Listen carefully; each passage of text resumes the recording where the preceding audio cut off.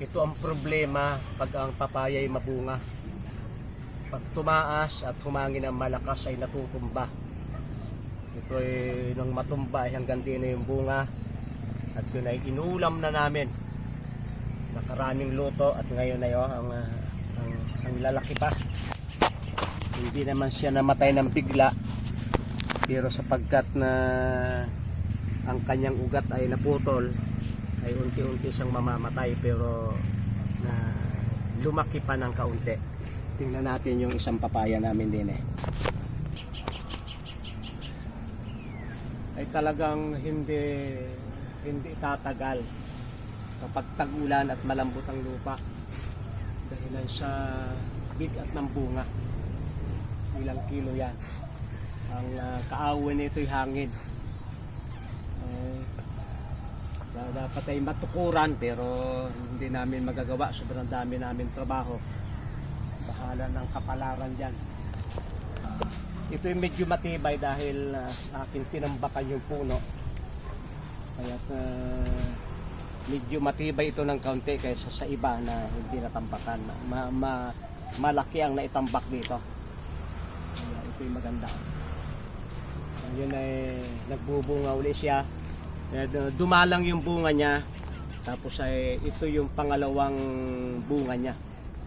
Ay marami ang puhunan ko dito ay 45, baka isang buong hinog ang aking puhunan, pero mula dito ay nagbunga na yan. Siksik yung unang bunga ay mula din hanggang dyan. Yung pangalawang bunga, magpapangatlong bunga hanggang sa papaltan muna sapagkat ito ay hindi native. Ito yung papaya ni Mami.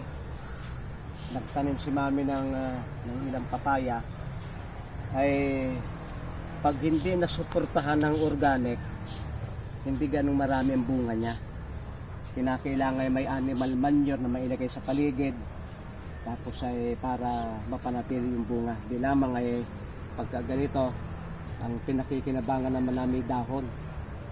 Yung dahon ay aming ibinibinta, kaya hindi baling hindi magbunga ng kwan. Pag may nakita kayong papayang lalaki, huwag niyong papatayin. Yan ay mayroong rule na ginagampanan, kasi kahit ang papaya ay nangangailangan ng itong pollination sa pamagitan ng mga bees, ng mga kung ano-anong mga insekto ay napupullinate. Atin tingnan ng andinong papaya ni Mami.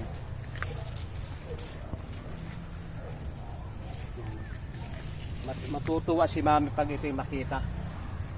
Hindi na nakarating dito si Mami ay mayroon na kasing apo. Malimit doon sa apo. May pakinabang naman kay Mami at nakapagtanim ng namumungang papaya. Pero mas maraming bunga yung sa akin eh. Kasi siya ay papunta-punta lang. Parang siya ay itong tulisan, hit and run. Hindi na binalikan, hindi na napaganda, nasa occidental na.